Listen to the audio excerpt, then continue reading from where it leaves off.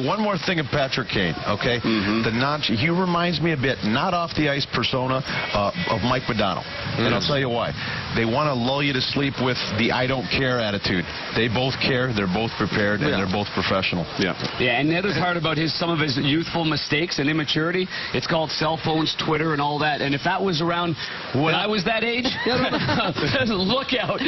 You're looking live inside the locker room as the Hawks are making their way to what Tanger, you said, a private ceremony inside as they will be breaking open those champagne bottles. I love Michael Roosevelt right there and what he's able to do, because he's a guy, he said it, Tanger, you talked about it when he said 15 years when he raised the cup. But here's a guy born in the Czech Republic, again, wanted to chase his dream to play in the National Hockey League, left home to go to Swift Current. Swift Current in the Western League, played in the WHL. Well, again, talk about a guy paying dues, was a decent player in Pittsburgh, played real well with us in New York with the Rangers, had some tough times in Phoenix and coming off the knee injury, but he's fit in real well with this group, and you see the love that he's getting there from Jamie Compound. That's great stuff. How about Jamie Compound, though? Yeah. I know we'll go Roosevelt again, but one quick point about Jamie Compound, the assistant coach. If you're a team out there and you need an assistant coach to win a cup, he's 2 for 2 in 2 different years here. Exactly. LA assistant coach last year, now the Blackhawks assistant coach this year with Joel. You always love seeing the respect that everybody has for these older guys. For sure. Guys that have been pros, guys who have had long, successful careers. Jamal Myers, getting the cups, second or third, didn't even get the opportunity to play in the finals, but the team acknowledges what he means to them. It's that respect for these guys that have battled so hard, and if you're 34 or 35 and you haven't got there, and all these younger guys, even though they played a bigger role, they want to still defer to you in the celebration as an acknowledgement for all that you've done, not only this year, but your whole career. You love that aspect of these celebrations. It's not about the young stars. It's not about Patrick Kane who won the Conn Smythe. It's all about recognizing the guys that really paved the way and earned their stripes. They've been there for 10, 15 years. And the great thing is, you can tell they love it. It's genuine. Can't wait to give it to Hanzus, and Hanzus can't wait to give it to Jammer. That's why it's great, because it's not fake. It's sincere. And I tell you what, this time right now, I will never forget it. I came in the room, and like they said, it used to be all the family, and 45 minutes of going crazy, they all cleared out, and it was just us in our uniforms. We didn't want to get out of them. You're looking at each other. There's tears, there's hugs, and I remember Glenn Wesley coming over. I couldn't move my arm.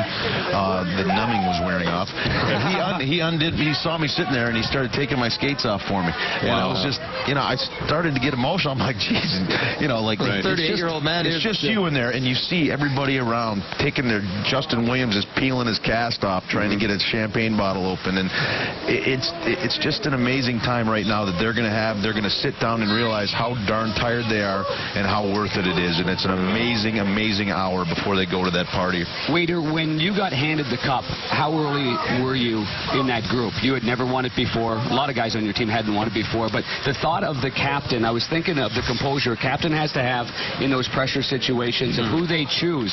A lot of pressure on you to find out who you choose to hand it off. So they went Hanzus 1, Jamal Myers 2, and Big Rosie 3. Mike Roosevelt. Yeah, and I should know the order, but I know I was running around, and I ended up with my family because we watched the cup come out together, and then my kids were all there, and I was just like, oh my God. And I got behind the 8 ball, but I was pretty early. I know I got it from oh my God, what's wrong with me? I'm blacking out. But I know you're in the moment right now. Cully came next to me and said, Doug, you need some help? And I go, I got it, bud. He stayed about 5 feet behind me. I was nervous about dropping the cup is on its way into the locker room. Of course, we're going to bring you full press conferences as well, both head coaches, and we'll get you player reaction as well. But we're going to stay in this locker room for the celebration. There it is. Cup enters the room. Ready to go. Game on. What's that low ceiling? Exactly. This is a tiny visitors room here in Boston. But I'm going to tell you guys something. We're telling a lot of great stories about a lot of players and the people behind the scenes, your family, people that help you get there. One guy that I really have to acknowledge here is Ray Emery. And Ray Emery had the same hip injury, vascular necrosis, as Bo Jackson. And he wasn't supposed to ever play again. And I have to really give a shout out to his trainer back in Toronto at St. Mike's Arena, Matt Nickel, for what he was able to do. This guy had to relearn how to walk from scratch, let alone to then put on gear and then be able to have this long road back to playing the NHL again after such a severe injury. So he's one of the many guys in this locker room, and I'm sure a lot of the guys in the room certainly respect him for his road, but a very long and hard-fought road for him, and certainly very deserving to be at this point. Well, it's a heck of a tandem. I mean, you're talking about the Jennings winners there, and I'll talk a little bit about his partner, Corey Crawford. Right. You give up 5 goals again on the glove side, and everybody in the world's talking about how bad the glove is, and there's reason reason for that. Everybody analyzes it, and then it looks like to be a weakness. He bounces back in the next game, shuts the door down, and gives himself a chance to win. And never once does he complain. Does he throw any of his teammates under the bus? That's right. He doesn't make excuses. He goes about his business. I do understand why the Chicago Blackhawks players have gone to bat for Corey Crawford over the last couple of years, when last year early on it might be, where's his career heading? Is he going to be that kind of guy that can be a main #1 guy? But hats off, gloves off to Corey Crawford for all that he has done and endured. And he could have easily, as we all mentioned, if we throw the names in the hat, it could have been Corey Crawford to win that with what he did again tonight in that first period. And without fast-tracking, Canadian Olympic camp this summer. I would imagine he's there. Yeah, how can he not be? He's got plans to go there. Yeah. Shall I break it to you? But I mean, just think about it. How little respect, it's all about the team in front of it. It wasn't really because of him or Ray Emery. It was just the fact that they were that good, and the goal thing was just good enough. It wasn't great. Well, he showed how great he can be in this playoff, and in that first period. I think should have been over. They should have been on their way back to Chicago after period number 1. Johnny, I think he just packed up his bags and he's walking to Calgary. He wants to get there to camp. Well, he ain't playing at the Saddledome. Yeah, that's for sure. They might be at Maxwell Arena in Calgary, but hey, you know what, Panger? Those two guys, actually, I'll say the three, because you know what it's like. You need a partner that's supportive of you, and both those two guys support each other in a great way. And their goalie coach Stefan Waite has a huge hand in this as well. This is his second ring that he got with them, and now with a different goaltender is Niemi in 2010.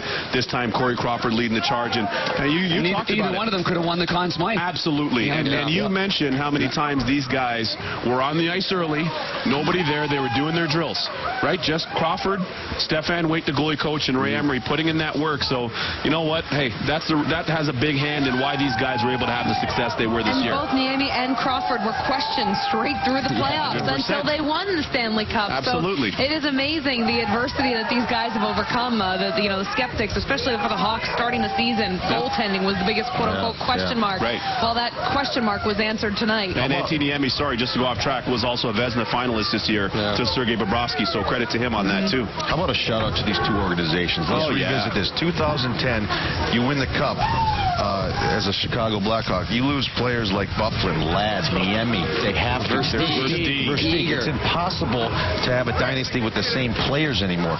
But what they do to reincorporate and have their nucleus through the draft, Seabrook, Taves, Kane, Keith, and then bring on a guy like Hossa, make a commitment like Hossa, find a guy in a trade like Sharp. They found their core. They knew they had to get rid of good people, and Stan Moman did a job, and they're back here too. And then you look at the Bruins. That's right. More kudos. You lose Tim Thomas. And how about Bobby Essenson when we're talking about goalie coaches? That's right. You lose Tim Thomas. You bring him off the map, and you get him into the Conn Smythe. And obviously, Tim has a lot to do with that, most to do with that. But Bob, he deserves credit. Sure. And all of a sudden, Tuukka Rask has questions, and he brings him here, and he was right in the finalists for Conn Smythe, almost won a cup. No doubt. Both organizations have done a